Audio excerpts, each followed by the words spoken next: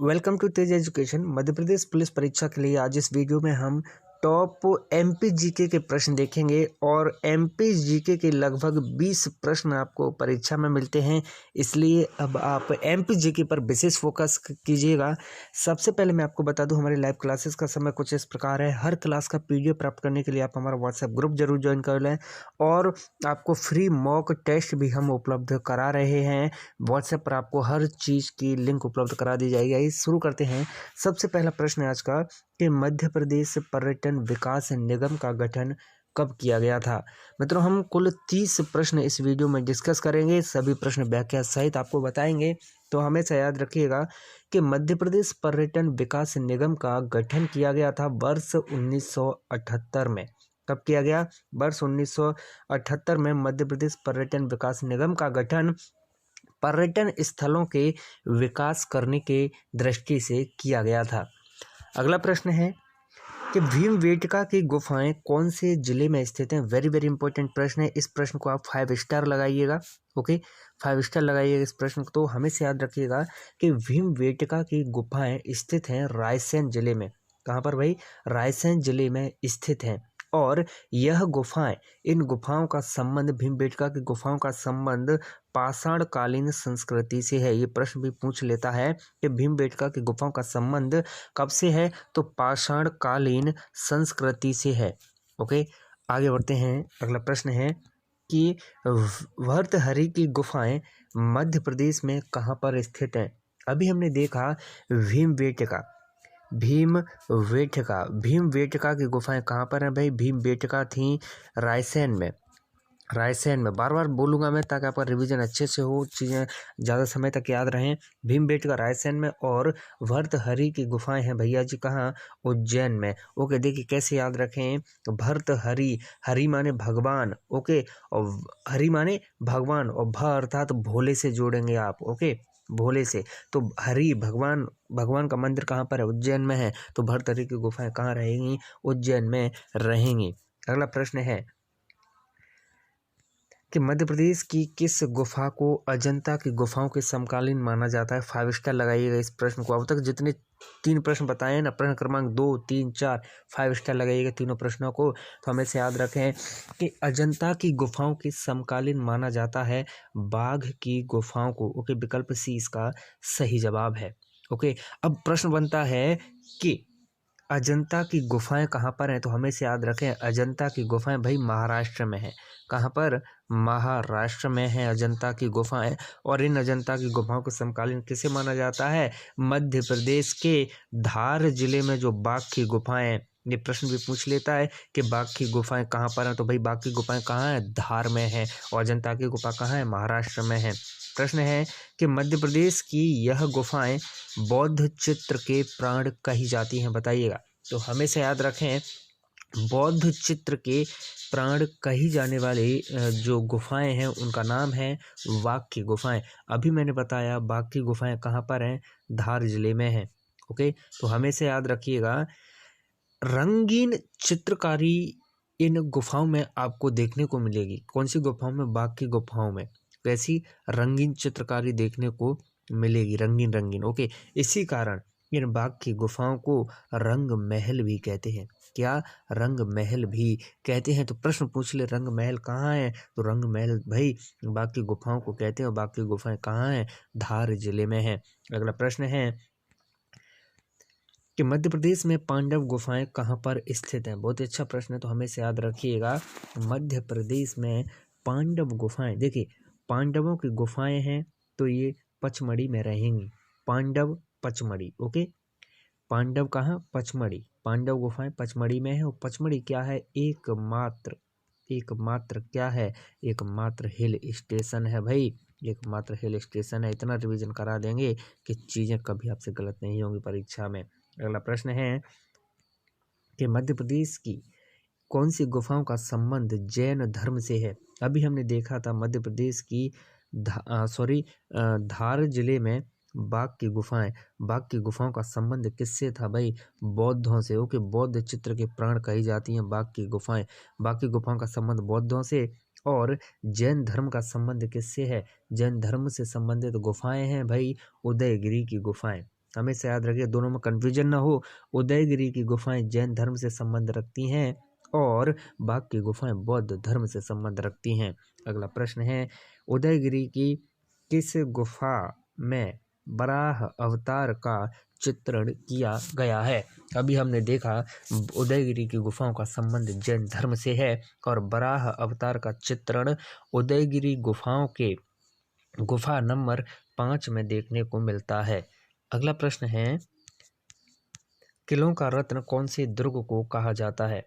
किलों का रत्न कौन से दुर्ग को कहा जाता है? बहुत ही अच्छा प्रश्न, तो हमें से याद रखिएगा, किलों का रत्न कहा जाता है ग्वालियर दुर्ग को। और ग्वालियर दुर्ग का निर्माण 525 ई में, ये प्रश्न पूछा गया है भाई, ग्वालियर किले का निर्माण कब हुआ? पुलिस में है, पुलिस में ये भी प्रश्न पूछा गया है कि ग्वालियर दुर्ग का या ग्वालियर किले का निर्माण किसने कराया? तो भाई राजा सूरज सेन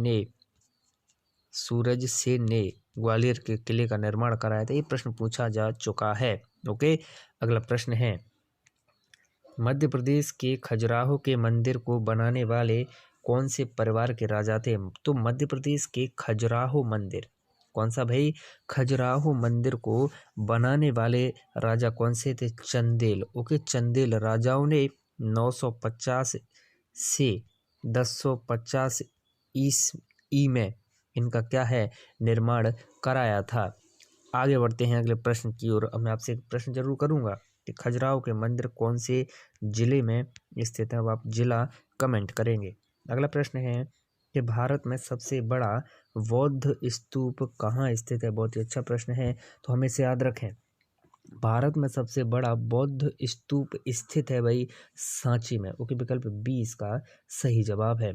अगला प्रश्न है, लेकिन उससे पहले मैं फिर से एक बार आपको रिवीजन करा दूं कि बाघ की गुफाएं बाघ की गुफाएं किससे संबंधित हैं भाई? बौद्धों से।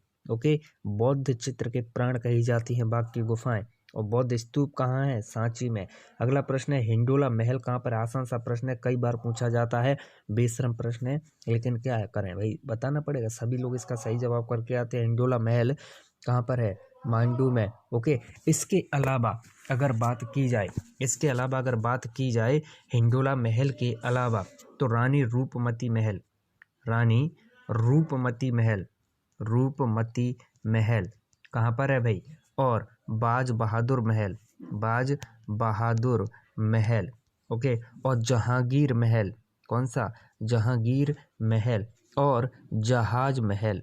ओके, और जहाज महल पूरे के पूरे कहाँ पर है भाई? ये पूरे के पूरे मांडू में है। और मांडू कौन से जिले के अंतर्गत आता है? तो हमें से याद रखना, मांडू धार जिले के अंतर्गत आता है। ओके, और धार में ही क्या है? बाघ की गुफाएं हैं। अगला प्रश्न है कि मध्य प्रदेश के किस जिले में असीरगढ़ का किला उपस्थित है? तो हमेशा याद रखना, असीरगढ़ का किला उपस्थित है भाई बुरहानपुर में। ओके, विकल्प सी इसका सही जवाब है। अब बात आती है असीरगढ़ के किले के बारे में। ओके, असीरगढ़ का किला जो है पहले खंडवा जिले में आता था, लेकिन अब जब बुरहानपुर खंडवा से अलग हुआ तो कहाँ? बुरहानपुर में आने लग गया। ओके, अगला प्रश्न है, सोनगिरी के प्रसिद्ध जैन मंदिर मध्य प्रदेश के किस जिले में स्थित हैं? बहुत अच्छा प्रश्न, तो हमें से याद रखें, सोनगिरी के प्रसिद्ध जैन मंदिर जो हैं वे मध्य प्रदेश के दतिया जिले में स्थित हैं। अगला प्रश्न है कि मध्य प्रदेश का ऐसा पर्यटन स्थल जो अपने मंदिरों के लिए विख्यात है? तो भाई अपने मंदिरों के लिए विख्यात है खजुराहो। ओके, और खजुराहो कहाँ पर है? मैंने इससे पहले भी प्रश्न किया, फिर से करूंगा, खजुराहो कौन से जिले के अंतर्गत आता है बताइएगा। अगला प्रश्न है, खजुराहो मंदिरों का निर्माण किसने कराया? चंदेल शासकों ने कराया। प्रश्न है, मुक्तागिरी नामक प्रसिद्ध स्थान कहाँ पर है? बहुत अच्छा प्रश्न, तो हमें से याद रखें, मुक्तागिरी नामक प्रसिद्ध स्थान है भाई कहाँ पर? बैतूल में। ओके, मुक्तागिरी बैतूल।